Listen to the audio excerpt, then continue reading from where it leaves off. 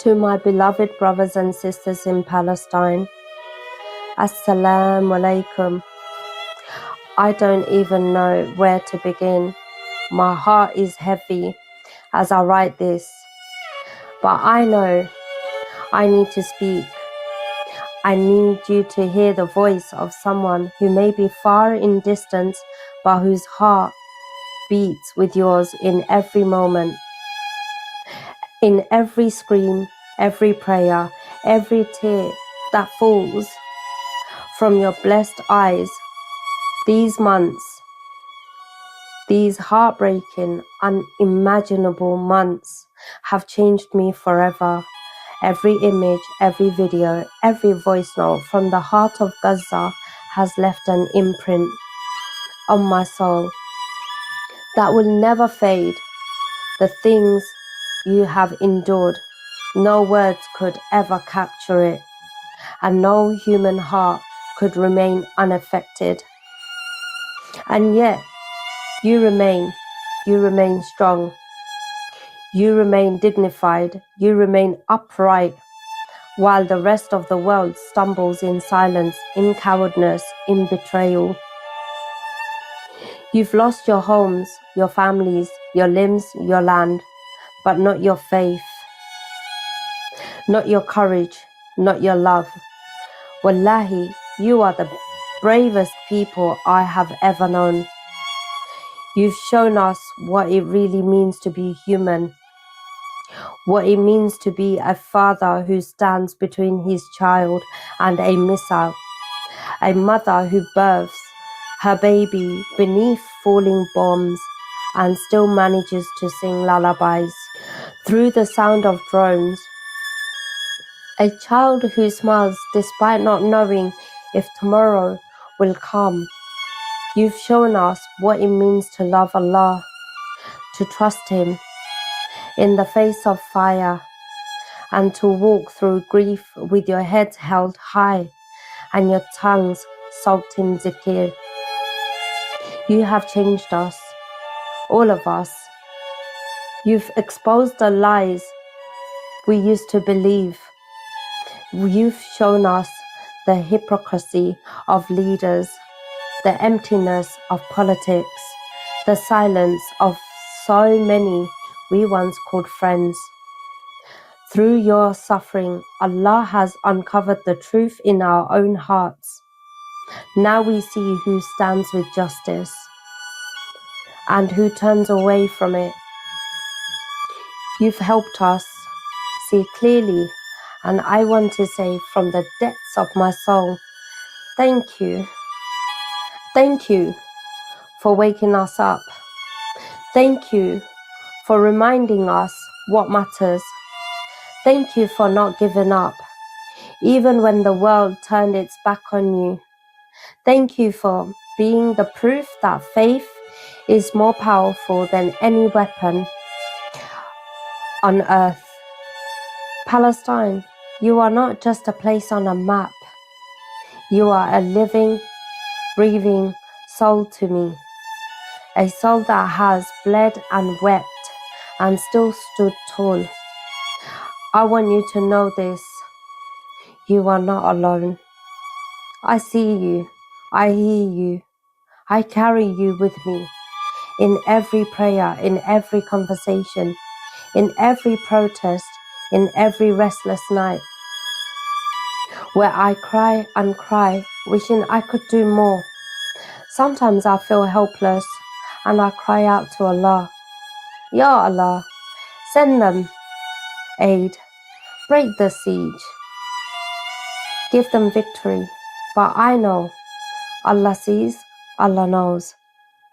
And I believe with every fiber of my being that this pain is not forever, that justice is not a fantasy, that your freedom is written, that the day is coming, inshallah, when the chains will break and your land will breathe again.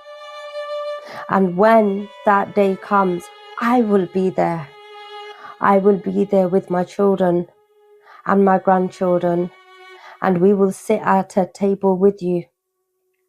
A table where there is no hunger, no loss, no fear, only laughter, only light, only love. I will embrace you. I will kiss your hands. I will cry into your shoulders. I will walk bare feet on your soil, and I will whisper into the ground, you are free now. And I dream of Al-Aqsa, how I long to stand where you stood, to pray where your martyrs once bowed, to feel the pulse of the land you protected with your lives. I long to plant olive trees with you, to drink coffee under the sun of a free Palestine, to sing, to dance, to remember, to live, truly live beside you. Until that day comes, and it will come. Please know this from one sister to all of you. My home is your home. My food is yours. My heart is open. My prayers will never stop. You are part of me. You are the best of this ummah. You are the soul of our struggle. You are the light that refuses to go out, and as long as I breathe, I will carry you with me. Palestine, I love you. I respect you. Welcome to the launch, the inaugural meeting of the new organization, One State Palestine, giving physical form to the demand made by millions of people in Britain and around the world that from the river to the sea, Palestine will be free. This is, of course, a slogan impossible if the current situation in Palestine continues to obtain, but it's also impossible if we even miraculously returned to the status quo ante. The status quo ante being the total blockade of Gaza and the total occupation of the rest of Palestine and the rapacious building of settlements on the land that the so-called two-state solution had clearly designated as being Palestinian territory. In other words, everybody knows, even those who pay lip service still to it, that the so-called two-state solution, which wasn't in any case a solution, is as dead as a dodo.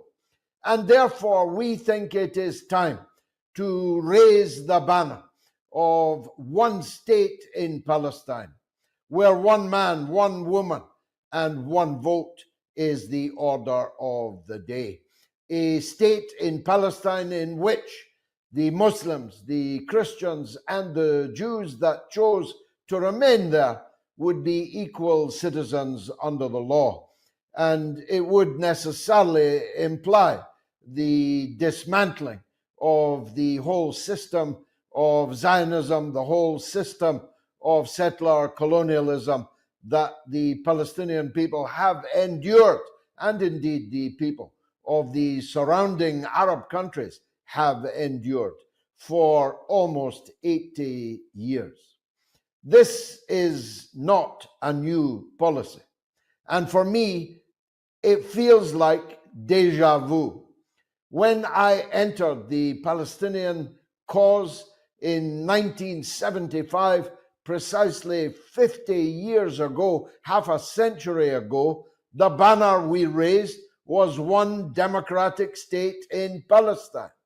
And it was only in later years, as the balance of power in the world began to change, as the balance of force in the Middle East began to change, that the so-called two-state solution began to be first floated and then adopted by many people, including, I should say, in the interests of candor, including myself. I supported the Oslo Agreement because my good friend, President Arafat, whom I had close association with from the 1970s until his demise, persuaded me not only that this was the best that they could achieve, but that it would be dynamic. It would prove dynamic, that once the Palestinian armed force had returned to the land,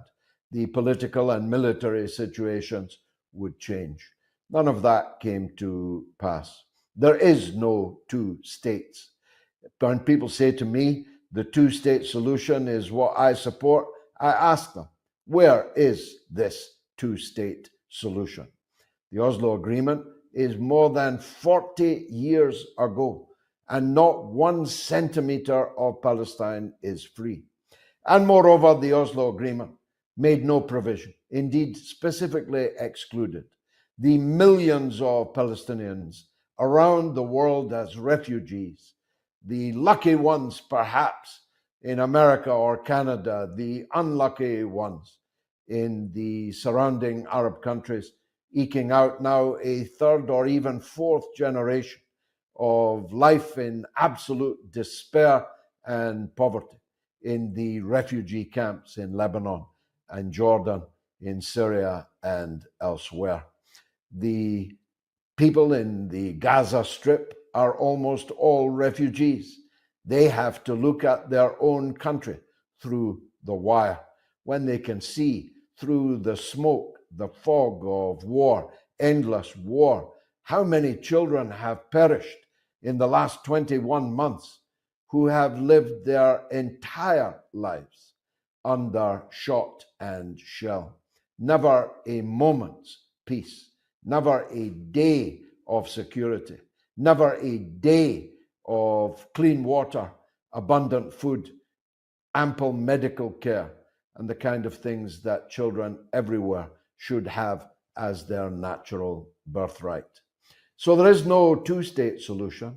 Millions of people support the demand that from the river to the sea, Palestine should be free.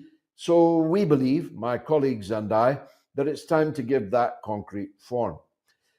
I'm not going to criticize or attack any other organizations, but I will be able to say, without fear of contradiction, that this organization will be the only organization in Britain openly campaigning for a single state in Palestine. And if that's your cup of tea, if that's what you think is the only possible solution to the decades, now nearly a century of misery and devastation, if you think this demand is the only way forward, then you should fight for it alongside us. We have become almost inured, I hope never entirely inured, to the agony of the Palestinian people. I'm watching as the Holy Family Church in Gaza is attacked by an Israeli tank, apparently by accident. They drove a tank right up to the church and aimed their cannon at the cross itself. The Pope's reaction is wholly inadequate. The reaction of the local hierarchy in Palestine is far closer to what there needs to be. Throughout all of Christendom, there ought to be a hue and cry about the attack on the Christian village in Taibe, which set it on fire, a village so old that Jesus himself may well have walked along its cobbled streets. The attack on the Holy Family Church in Gaza was no accident. They have attacked it multiple times before. 3 parishioners are dead as a result of this week's attack. 9 are wounded, including the parish priest himself, a personal friend of the late Pope Francis. They have bombed and shelled Christian places. They have harassed and attacked Christian places, even in the old city of Jerusalem. The Christians in Palestine are being pogromed by the Zionist state of Israel. And that ought to arouse the ire, the anger, and the outright condemnation of every person who considers themselves to be a Christian. And Netanyahu this week has made plain that not only does Israel not intend to give away 20% of their territory to a Palestinian state, they are intent on building a greater Israeli state. They have no intention of stopping until the old Zionist cause of from the Nile to the Euphrates, from Egypt to Iraq, until that becomes a greater Israel, they have no intention of stopping. They are occupying a part of Lebanon. They are occupying, and this week have announced they intend to permanently occupy the southern part of Syria. They are, of course, occupying the Palestinian territories in total. They are responsible for the crimes against the Palestinian people, even within the 1948 borders. Even though these people have Israeli passports, they have no normal rights.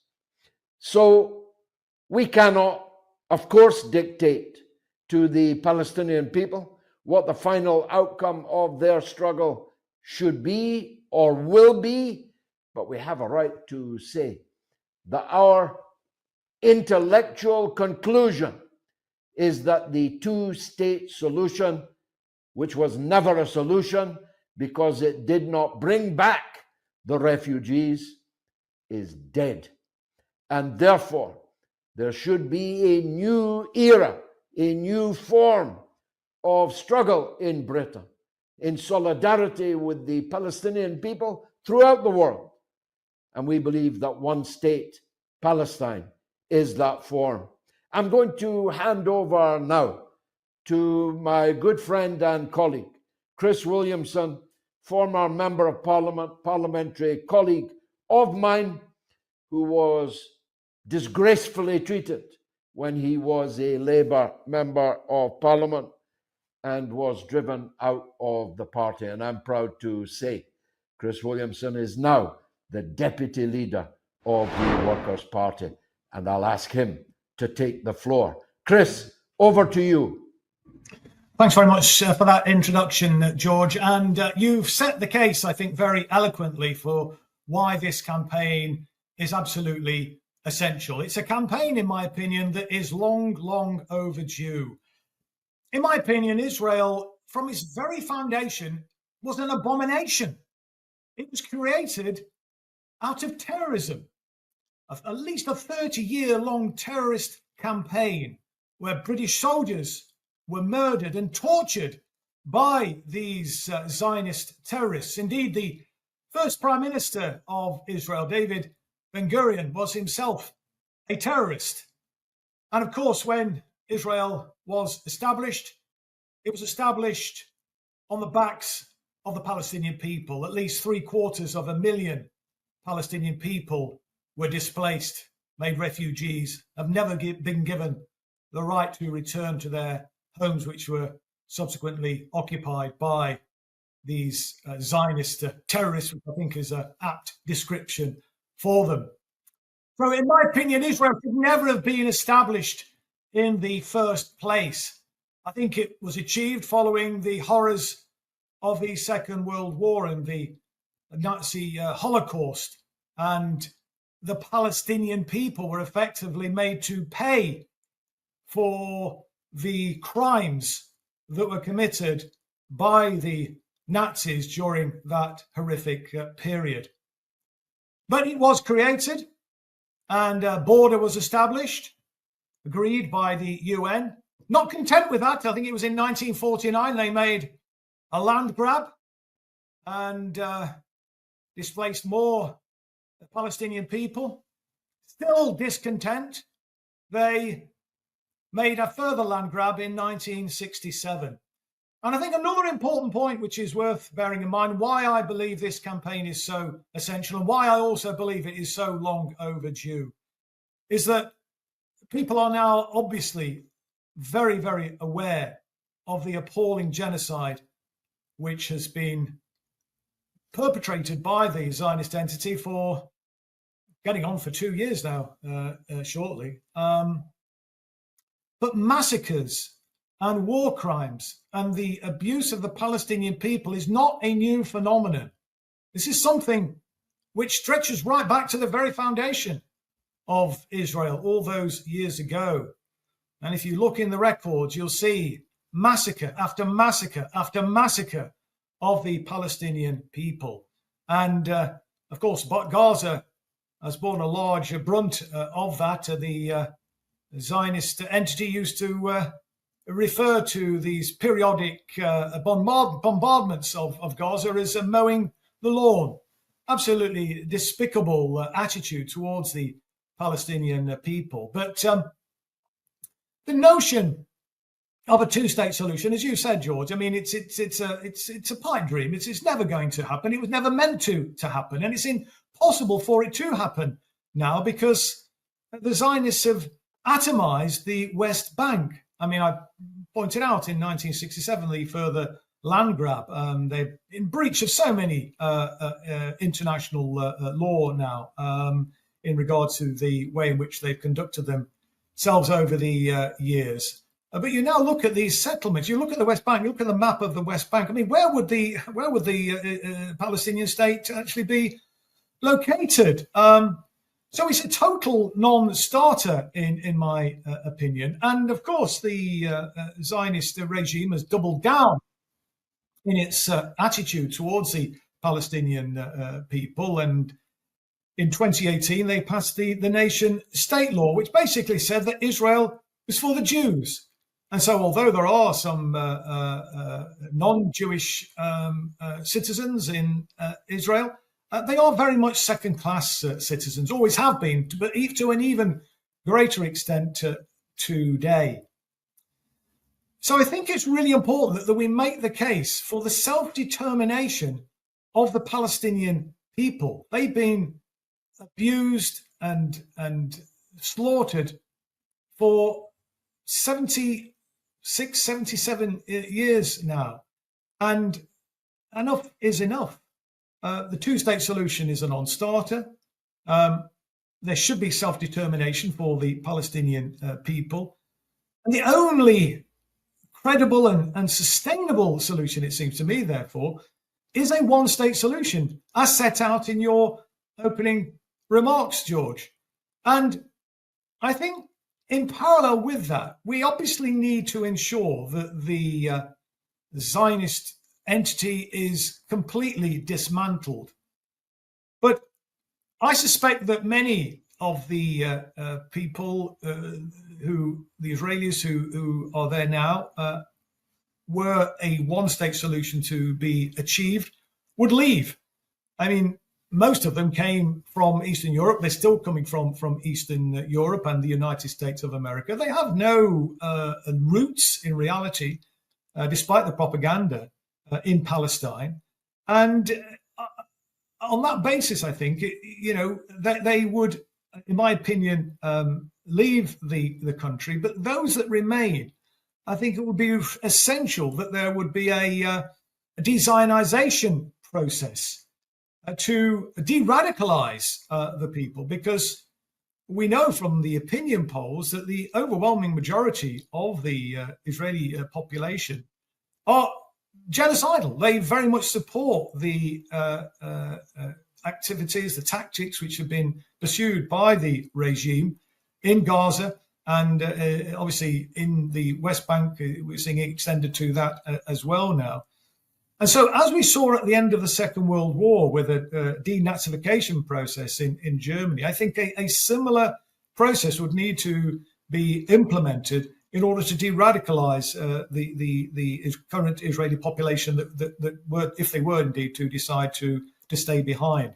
I don't think it would be appropriate or fair to expect the Palestinians to live cheek by jowl with the settlers who have done so much damage and have treated them with such contempt and brutality for 70 odd years now, to simply allow them to, as it were, live side by side without any sort of process, a reconciliation process, to enable a sustainable one state to prevail. So I think that's where we're at, George. A long overdue campaign. I think it's very clear that we need to make the case and stand up for the self-determination of the Palestinian people. I think this is an idea whose time is long overdue, an idea whose time has come. And I think it's an idea, although it won't be popular with the political class in this country, I think it will be very popular with the vast majority of the British public who have taken an interest in this issue. And indeed, not just the British public, but people all over the world. I mean, you said millions of people are on side. I think the figure is probably billions of ordinary people around the world actually identify with the Palestinian people and want to see justice for the Palestinian people. And I think this campaign is one step along that road. Thank you very much, Chris. A characteristically spirited and well-argued inaugural address. I'm sure you and I and our next speaker will make many such addresses as long as this campaign, which will be a long one and a hard road, but we are determined to travel it. You touched on two things that I would like to address. The first was the potential international nature of this campaign. Although this is a Workers' Party of Britain initiative, it is not, definitively not, restricted to members or supporters of the Workers' Party of Britain. We invite all supporters of the Palestinian cause to join us, to follow us on social media in due course, to join us, to affiliate with us, to work for the affiliation of civic society organizations, trade union branches, and so on. But we also are not restricted to Britain. Britain, as we both know, has a very special responsibility in this catastrophe, this Nakba, because it was our Prime Minister, Balfour, who, on behalf of one people, promised a second people the land that belonged to a third people without consulting any of the three peoples involved. The British people were not consulted as to whether they, in fact, most British people didn't have the vote at the time that this proposal was made by Balfour to the Zionist movement. The Jewish people were not consulted because at that time, in 1917, the vast majority of Jewish people were not Zionists, and indeed millions of them viscerally opposed Zionism. And of course, least consulted of all were the people whose territory was being given away by the British Prime Minister, a territory which, by the way, Britain didn't even possess on the day that that declaration was made. So, although Britain has a special place, and Keir Starmer is nailing that special place down over and over again by his unequivocal, without qualification, support for Zionism, for Israel. This is a worldwide movement. And so we invite people from all over the world to join and support and follow this campaign. And by all means, to proliferate it all over the world. Our next speaker, if Chris and I are the cutting edge of, if you like, political work on this, our next speaker is our intellectual authority. Professor David Miller is not just a gifted academic, writer, and speaker, but he also won the landmark decision last year before an industrial tribunal which proved the case that anti-Zionism is a protected political characteristic. In other words, you cannot be sacked for being an anti-Zionist. I have been an anti-Zionist all of my life. No one ever sacked me for it. Chris Williamson is an anti-Zionist, but the Labour Party sacked him for it. But Bristol University were ruled to have acted unlawfully in sacking Professor David Miller for his anti-Zionist views. He's a hero for us, and we believe he's an intellectual authority of the highest level. And it's my pleasure to give him the floor now. Professor Miller, please address the inaugural meeting of One State Palestine. Thank you very much, George, for those kind words. Look, I've been studying Zionism for some time now, as I'm sure many people know. And it was the reason I was sacked from my post as Professor of Political Sociology. But since I've been sacked, I've said this many times since then, I wanted to thank the Zionist movement essentially for allowing me to have the time and the energy to spend almost all of my time studying Zionism and finding things about Zionism which I never imagined when I was sacked. So I spent a lot of time doing that, and I guess that the research that I do is a key element of the way in which I discuss these things. So some of the things I say, I know people find the things that I say sometimes, I mean, breathtaking or shocking or surprising. But quite often what we find when we discuss these things is that when you discuss the evidential basis for talking about Zionism as a form of racism, as a intrinsically colonial, intrinsically genocidal ideology, people start to understand that. And they start to understand that because you quote the evidence, but also partly they start to understand that, and people have started to understand that because of the sheer number of dead bodies that they have seen on their social media over the last year and a half, such that we find, as Chris was saying, that the overwhelming majority of people who pay attention to this are now of the opinion that Israel has no right to exist. Now, that is a sea change in how public opinion has operated. There was an opinion poll earlier this year which showed that a majority of young people now believe that Israel has no right to exist and it should be abolished. And we are now on the crest of a wave of hatred and a disdain for the Zionist project and for the practical applications of Zionism, which of course is dead children on our television screens every day. So I suppose that I wanted to say something about my conception of Zionism. I think both George, you and Christopher have given us an account of what happened in the Nakba, of the way in which the Zionist entity has tried to go for land grab after land grab. And I think it's important that we focus on that kind of dimension to Zionism. Zionism is a maximalist territorial ideology, and it's always had the conception of a greater Israel. So not just a greater Israel in the sense of 48 Israel plus Gaza, plus the West Bank, but also the conception that they wanted to have Lebanon and Syria and Iraq, or most of Iraq and Jordan, parts of Egypt, even little bits of Turkey, all the way up to effectively Europe. And people, I think, have begun to understand that that's the project which the Zionists are now trying to fulfill. We see it, of course, in their attempted invasion of Lebanon and their continued occupation of parts of Lebanon, although they were forced to withdraw from large parts of it.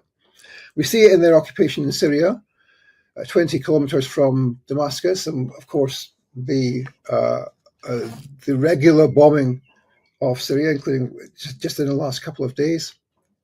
And we see it in the way in which they engage with other nations. For example, the conflict they've had with Iran recently. There's an attempt to expand the territory of Israel. And I think that means that what we're seeing is an attempt by Israel to become an imperialist power. And that's not something I think many of us have thought about in the past, but that is the reality, that Israel is attempting to become and imperialist power. And that's why it feels the need to try and expand its influence in West Asia, especially, of course, through normalization, through the Abraham Accords, the relationships with the United Arab Emirates and with the Saudis, but also why it feels the necessity, as everybody knows, to influence the politics of other countries outside of West Asia. So in Germany, in France, in the UK, in the US, everyone knows about AIPAC, and everyone knows, of course, about Epstein and what Epstein was doing for the Mossad or for Israeli military intelligence. So this attempt to influence the policies of other countries has been, I guess one could say, successful. I mean, the extent to which all Western countries now have adopted the International Holocaust Remembrance Alliance working definition of anti-Semitism, which is a Zionist regime project, is the extent to which Israel has been able to influence the politics and culture of other countries. And that's, I think, important to understand when we're talking about the need to collapse and dismantle the Zionist entity. Of course, we need to do that. Of course, that is the prerequisite for peace in West Asia. But if we simply do the dismantling in West Asia and we don't think about what we do about Zionism in the UK or in Russia or in the US after that, then we will have a very big problem. So I think that what we need to think about at this very early stage of this campaign is how you talk about and how you discuss and how you research and write about the de-Zionization of British politics, of American politics, of French politics and German politics, because that's also required. Chris said that many of the settlers came from Eastern Europe, and that, of course, is true. But many of them came also, let's remember, from the US and from the UK. I've been doing research in the last couple of months on Zionism in Scotland, and the number of people who became settlers prior to and after 1948 from Scotland is quite stunning, surprising, to me at least. So that's a process we have to think about. How do we de-Zionize British society? And when the end of the Zionist entity comes, people think about some of the colonists going back to Hungary or Poland or Lithuania. But of course, many of them will come back to the UK, to France, to America. There are already 8,000 or 9,000 French citizens fighting in the occupation forces. There are perhaps 2,000 or 3,000 British citizens. Many of these people will come back to the UK, and we have to think about how we deal with that as the process goes forward. So I think it's important for us to think not just about de-Zionization in West Asia and in Palestine, but also about how we accomplish de-Zionization in the UK and in the US and everywhere else. And that's what I would like to see a discussion opening up about the process of de-Zionization in this country. Because, of course, one of the key drivers of Islamophobia in this country is the Zionist movement. They've been pushing the idea of Islamophobia for a long time, the idea of Islamic terrorism, the idea of Islamic extremism. These are ideas which come into the Western political elite in large part, not only, but in large part from Zionist intellectuals, including directly from Benjamin Netanyahu himself at a famous conference back in 1984. So I think it's important, yes, to think about how we understand Zionism, how we think of it as an ideology which is fundamentally racist and genocidal and colonial, but also how we think about that process of de-Zionization practically in Palestine, but also here as well. Thank you, Professor Miller, and thanks to everyone who's tuned in to all or part of this broadcast, this inaugural launch meeting of One State Palestine. The labels that you've seen on the screen tell you our address as far as social media is concerned, tell you where our website is, how you can join us, affiliate with us, and support our work. Indeed, join in with it. This is not intended to be a top-down affair. We encourage each and every person who cares for Palestine anywhere in the world to make themselves a part of the One State Palestine movement. It's a movement. It started by the Workers' Party. It must not finish there. The state capture of the United States political process, the state capture of the British political process, and though I know less about it, I presume the state capture by Zionism of the legislatures, parliaments, and political class right across the Western world is virtually absolute. It must be. Otherwise, those countries would not have been able to continue funding, covering for, shilling in the media, and giving money and weapons to what is a veritable genocide, a veritable Holocaust. Yet it is one that is supported to a greater or lesser degree, but mainly a greater degree, by virtually every single government in the Western world. Even although the public opinion in all of those countries, including the United States of America, is steadily and comprehensively marching in the opposite direction, their governments are still supporting the genocide, the Holocaust in Gaza, with all of their might. Indeed, are changing our own laws in our own countries in order to protect Zionism, in order to protect Israel. In Britain, people are being arrested for holding up placards saying that Israel is committing genocide in Gaza, even though the law that was passed does not make that an offense yet. But it's the direction of travel. And if we do not mobilize masses of our people to halt this unending support for genocide, for Zionism, for Israel, we will end up losing our freedoms altogether in my country and maybe also in yours. So we have a vital interest in fighting to end our country's complicity in the greatest crime of the 21st century so far, and one of the greatest crimes in all history. We all know about it. None of us can pretend that we don't. In the Holocaust, in the late 1930s and through the 1940s until the defeat of fascism, people were able, some credibly, to claim they did not know what was happening in that Holocaust. We have no such alibi. Every one of us knows what Israel is doing to the Palestinian people. Every one of us knows what our governments are doing to assist them in doing so. So this is a vital national and international moral and political duty that we have to come together and concretize that great slogan, from the river to the sea, Palestine will be free, but only if we can win a one-state Palestine solution. Thanks for watching. I look forward to meeting you on the campaign trail.